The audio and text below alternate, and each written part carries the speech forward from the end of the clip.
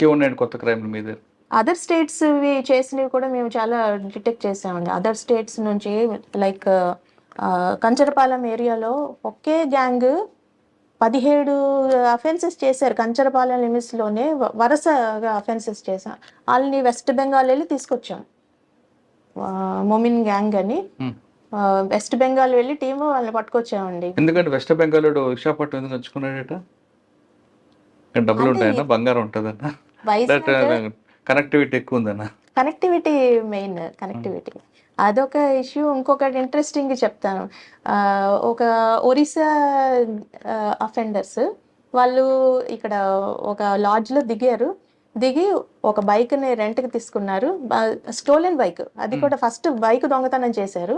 చేసి early morning వాళ్ళు తిరుగుతున్న ఒక లేడీ మెయిడ్ ఎక్కడ వర్క్ చేసి ఆమె వెళ్తుంటే 4th టౌన్ లిమిట్స్లోనమాట. ఆమె వెళ్తుంటే మనకి సీసీ కెమెరాలో వచ్చింది. వాళ్ళు ఆమె పక్క నుంచి వెళ్ళి రాంగ్ డైరెక్షన్లో ఆపోజిట్లో వెళ్ళి ఆమె చైన్ స్నాచ్ చేశారు. చేసేసి హ్యాపీగా లాడ్జ్కి వెళ్ళారు.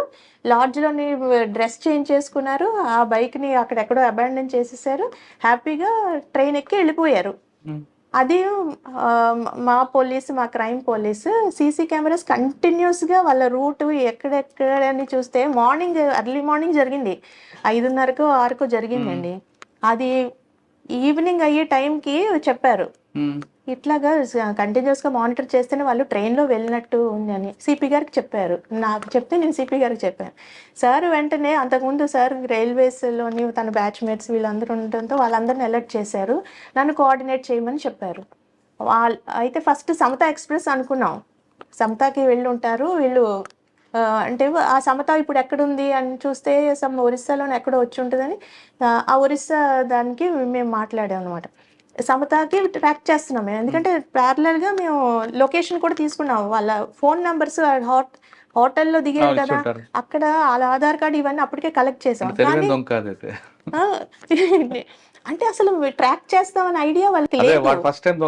ఇదేం కాదు, పోలీసు చేయరులే, మనం వెళ్ళిపోతున్నాం కదా అనుకున్నారు.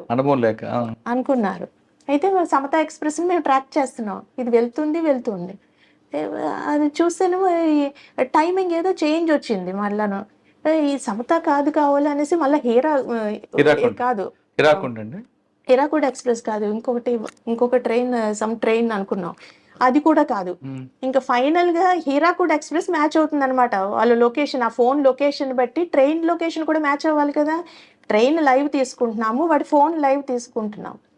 తీస్తే కరెక్ట్గా హీరాకుడ్ జార్సుగూడలో ఎంతమంది, ఒక 20 మంది కావాలి. ఒరిస్సా పోలీసు, రైల్వే పోలీసు అందరితో కోఆర్డినేట్ చేసే జార్సుగూడలో ట్రైన్లోని అక్కడ రైల్వే పోలీసు కూడా హెల్ప్ తోటి అక్కడ పట్టామండి. వాళ్ళు అసలు ఆశ్చర్యపోయారు, ఎవరు ఇలాగ ఎందుకు పట్టుకున్నారని. అంటే వాళ్ళు ఆ టైం ప్లాట్ఫామ్ వరకు మేము ఫుటేజ్ చూసాము. అది సమత ఆ టైం ఎక్కింది సమత కావాలనేసి ముందు ఇనిషియల్గా సమత అనుకున్నాం. కానీ ఈ ఫోన్ కి దానికి ట్రాక్ అవ్వట్లేదు. హీరాకుడ్ ఎల్ఎఫ్పి ధన్బాద్ అనుకున్నాం తర్వాత. కానీ ఫైనల్ గా ట్రైన్ది వీళ్ళది మ్యాచ్, ఎగ్జాక్ట్ మ్యాచింగ్ జార్సుగూడలో హీరాకుడ్ అని తేలింది. అక్కడ పోలీస్ కూడా హెల్ప్ తోటి ఎట్లయితేనే పట్టి తెచ్చామో అది రికవరీ చేసి ఆమెకు కూడా ఇచ్చేసాం. మేము రికవరీ మేళా అని ఎవ్రీ మంత్ పెడుతున్నాం. సిపి గారు అది ఒక కండక్ట్ చేస్తున్నారు. అంటే ఫోన్లో ఒకటండి, ఇంకోటి ఇంపార్టెంట్, అది కూడా చెప్తాను నేను. ఇది రికవరీ మేళాలో ఆమెకి ఇవ్వడం జరిగింది. ఆవిడ అసలు అది వస్తుందా లేదా అనే మీమాంసలో ఉండేది. అలాంటిది ఆమెకి ఇచ్చేటప్పటికి సిపి గారు ఆవిడ చాలా సంతోషపడి, ఇంకా చెప్పలేనంత సంతోషపడింది ఆవిడ. పోయిన ఫోన్ మీరు ఇస్తున్నారు మేళా పెట్టి, చాట్ బాట్ అని మర్చిపోయిన ఫోన్ ఇస్తున్నారా? ఏదైనా మిస్ అయిపోతే వాళ్ళు మాకు కంప్లైంట్ ఇస్తే దాని చాట్ బాట్ అని ఉంది మాకు, దాంట్లో నమోదు చేసి మేము వాటిని లొకేట్ చేసి వాళ్ళకి ఎవ్రీ మంత్ రికవరీ మేళా అని పెడుతున్నాం. దాంట్లో సిపి గారు అవన్నీ కూడా వాళ్ళకి ఇవ్వడం జరుగుతుంది. ఓకే మేడం, విశాఖపట్నం జంక్షన్ ఇక్కడ వస్తుంటారు పోతుంటారు, అంత ట్రాఫిక్ ఉంటుంది. ఇక్కడ విశాఖపట్నంలో ట్రైన్ ఎక్కిన తర్వాత ఆయన మధురవాడ అంటున్నా దువ్వాడ కానీ లేదా ఇటు విజయనగరం కానీ వెళ్ళేటప్పటికి ఆయన ఫోన్ పోయింది అనుకుంటే ఏం చేయాలి? ఆయన మాకు ఇన్ఫార్మ్ చేయాలి. ఎలా చేయాలి? ట్రైన్లో ఉంటాడు, ట్రైన్ టైం అయిపోతుంటుంది. అంటే 100 కాల్ చేసి అడిగితే మొత్తం ఎలా చేసుకోవాలో చెప్తారండి. 100 అంటే యూనివర్సల్ నంబర్ కదా, పోలీసుకి ఇన్ఫార్మ్ చేస్తే. లేదు, మీద ఒక యాప్ ఉంది కదండి, ఫోన్ కంప్లైంట్ యాప్లో నా చేసుకోవచ్చు. నంబర్కి చేసినా కూడా అవుతుంది. అదే అంటున్నాను, చాట్ బాట్ అని సైర్ యాప్ అని ఒకటి ఉంది. ఆ యాప్లోని ఆ వెబ్సైట్కి వెళ్ళి చేసినా కూడా అదే అవుతుంది. ఓకే మేడం, విశాఖపట్నంలో మీరు క్రైమ్ గురించి చెప్పారు, నైట్ క్రైమ్, డే క్రైమ్ అని కూడా. ఓకే, మెట్రోపాల్ సిటీగా మారుతుంది విశాఖపట్నం. ఎస్. ఓకే, ఆల్రెడీ మారింది, ఇంకా పెరుగుతుంది. ఇక్కడ ఒక కొత్త క్రైమ్ వచ్చింది, మీ నోటీస్కి వచ్చిందండి? ఏదండి? కొత్త క్రైమ్, కొత్త ఎంఓ. అపార్ట్మెంట్లోకి వస్తారు, అర్బన్ యాప్ అని కానీ లేదా ఇంకో యాప్ కానీ లోపలికి వెళ్తారు. రాయడానికి సెక్యూరిటీలో అర్బన్ యాప్ అని రాస్తాడు, లోపలికి వెళ్తాడు. వెళ్ళిన తర్వాత వాడు చేసే కార్యక్రమాలు చేసుకొని వస్తాడు. వాడు వేసుకున్న కోర్టు అదే ఉంటుంది, అన్నీ ఉంటాయి. ఆ తరహా నేరాలు మీకు రిపోర్ట్ అయ్యా, లేదా ఆ తరహా నేరాల మీద మీకు ఐడియా ఉందా? ఎక్కువగా బాంబే, హైదరాబాద్. అంటే మాకు బీహార్, బాంబే గ్యాంగ్ ఒకటైతే దొరికింది.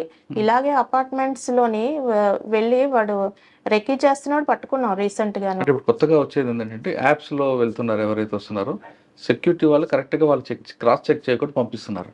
ఇప్పుడు బాంబేలో జరిగిన ఒక కేసులో వాడు అర్బన్ యాప్ అని వస్తాడు, సెక్యూరిటీ రాస్తాడు, ఫ్లాట్ నెంబర్ రాస్తాడు, వాడి కోర్టు కూడా అర్బన్ యాప్ అని ఉంటుంది, పంపిస్తాడు. కానీ అక్కడ వెళ్ళి వాడు వేరే పని చేస్తాడు. సెక్యూరిటీ కూడా అక్కడ క్రాస్ చెక్ చేయకుండా పంపడం బట్టి ఈ క్రైమ్ ఎక్కువ అవుతుంది.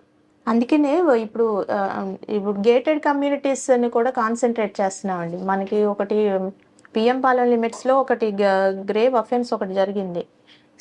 సిపి సార్ అందుకనే ఈ గేటెడ్ కమ్యూనిటీస్ని మనకి ఎన్ని ఉన్నాయి, వైజాగ్లో ఒక 61 గేటెడ్ కమ్యూనిటీస్ ఉన్నాయి. వాటి మీద కాన్సన్ట్రేట్ చేసి 5 పాయింట్స్ వాళ్ళకి ఇన్సిస్ట్ చేయడం జరుగుతుంది. ఒకటి సీసీ క్యామ్స్, ఎల్హెచ్ఎంఎస్, ఇంకా లైట్ అక్కడ విసినిటీలో లైటింగ్, బుషెస్ క్లియరెన్స్, ఇంకా మా బీట్ కూడా అక్కడ రన్ అయ్యేలాగా ఎన్ష్యూర్ చేస్తున్నా. గేటెడ్ కమ్యూనిటీస్ ఇట్లాగా ఐడెంటిఫై చేస్తా. అవే కాకుండా క్రైమ్ ప్రోన్ ఏరియాస్ని కూడా ఐడెంటిఫై చేస్తున్నాం. జియో ట్యాగింగ్ కూడా చేస్తున్నాం. లాట్ లాంగ్ కూడా తీసుకొని క్రైమ్ ప్రోన్ ఏరియాస్ కూడా మా సెక్యూరిటీ బీట్ కవర్ అయ్యేలాగా చూస్తున్నాం. దాంట్లో భాగంగానే ఈ సెక్యూరిటీ ఇష్యూస్ కూడా, సెక్యూరిటీ గార్డ్స్ కూడా అవేర్నెస్ క్రియేట్ చేస్తున్నాం. ఇలాంటి మీరు కూడా చెప్పారు చూడండి, ఇవన్నీ కూడా సెక్యూరిటీ గార్డ్స్ కూడా అవేర్నెస్ క్రియేట్ చేస్తున్నాం. సార్ ఫైనల్గా చెప్పండి మేడం, విశాఖపట్నంలో ఉన్న ప్రజలకి మీరు ఇచ్చే భరోసా ఏంటి? నెంబర్ 1. నెంబర్ 2, పోలీస్ డిపార్ట్మెంట్లోకి వస్తున్న అమ్మాయిలకి మీరు ఇచ్చే మెసేజ్ ఏంటి?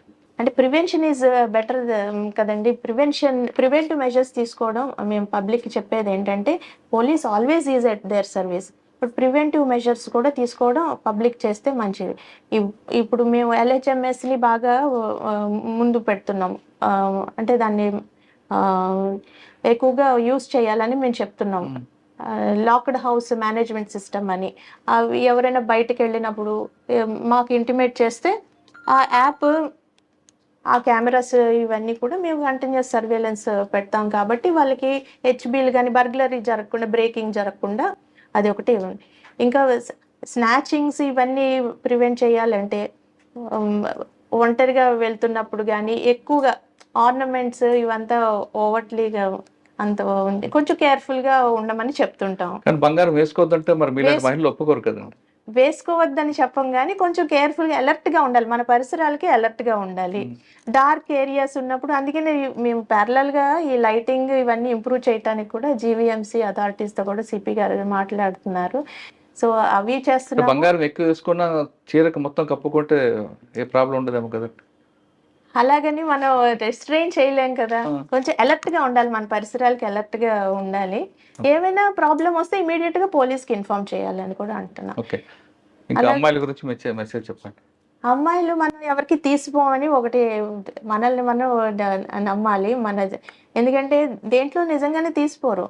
ఆలోచనలో కానీ ఏదైనా కొంచెం ఫిజికల్గా కొంచెం ఏమైనా తక్కువ ఉండొచ్చు కానీ, బట్ అదర్వైజ్ అన్నిటిలోని పోటీ పడవచ్చు. సో మనకి ఆకాశమే హద్దని అనుకోవాలి అమ్మాయిలు ఎప్పుడు. ఏదైనా మంచిది సాధించాలంటే దాన్ని ఫుల్ డెడికేషన్తో చేస్తే ఏదైనా సాధించవచ్చు. మనం ఈ సొసైటీకి ఉపయోగపడేలాంటి. కానీ ఇక్కడ అబ్బాయి అంటే మగవారికి మహిళలకి తేడా ఉంటుందండి. మగవారు కేవలం డ్యూటీ చేస్తారు, ఇంటికి వెళ్తారు, తిని పడుకుంటారు. కానీ మహిళలకి ఇంట్లోకి వెళ్ళాక కూడా ఒక జాబ్ ఉంటుంది. ఈ రెండు బ్యాలెన్స్ ఎలా చేయాలండి? ఇక్కడ ప్రొఫెషన్ ఉంటుంది, అది కూడా ప్రొఫెషన్ లాంటిది. అత్తగారు, భర్త, పిల్లలు ఎలా చేయాలంటే అది న్యాచురల్ గానే మహిళలకి అది గాడ్ గిఫ్ట్, అలవాటైపోతుంటారు. అది చేయగలుగుతారు అంతే. ఓర్పు వస్తుంది ఆ అంటారు. ఓపిక వస్తుంది, చేస్తున్నారు, అందుకనే మహిళలు రాణించగలుగుతున్నారు, అది చేస్తూనే రాణిస్తున్నారు. కానీ ఇక్కడికి వచ్చిన తర్వాత పిల్లలతో టైం కానీ పిల్లల పుట్టినరోజు పండుగలు ఎస్, ఇవన్నీ అది దూరం అది అవుతుంటాం అది కదా, కొంచెం, త్యాగాలు చేయాల్సి అది వస్తుంది. ఫ్యామిలీ సఫర్ అవ్వడం అయితే వాస్తవం, దాన్ని ఇంకా మనం డినై చేయటానికి లేదు. బట్ ఫైన్ బ్యాలెన్సింగ్ చేసుకుంటూ చేయడం మహిళలకు వచ్చు, అది చేస్తున్నాం అంతే. Okay, fine. ఇంకోటి చెప్పండి మేడం, ఇక్కడ పోలీస్ జాబ్ అని థ్యాంక్లెస్ జాబ్ అంటే మీరు ఎంత చేసినా థ్యాంక్స్ అని చెప్పేవాళ్ళు చాలా తక్కువ మంది ఉంటారు. అటువంటప్పుడు ఇంత చేసిన తర్వాత కూడా ఎవరో ఒక మాట అంటే మనసు బాధపడుతుంది, అంటే బయటికి చెప్పకపోయినా బాధపడుతుంది. ఎప్పుడైనా అనిపించదా మీకు ఎందుకురా వచ్చాను డిపార్ట్మెంట్ లాగా? అంటే ఒకసారి ఆడ్ మన ఇప్పుడు వేరే డిపార్ట్మెంట్లో ఉన్న అమ్మాయిలు అయితే కొంచెం ఈ టైమింగ్స్ ఇవన్నీ ఫ్లెక్సిబుల్ టైమింగ్స్ ఉంటాయి.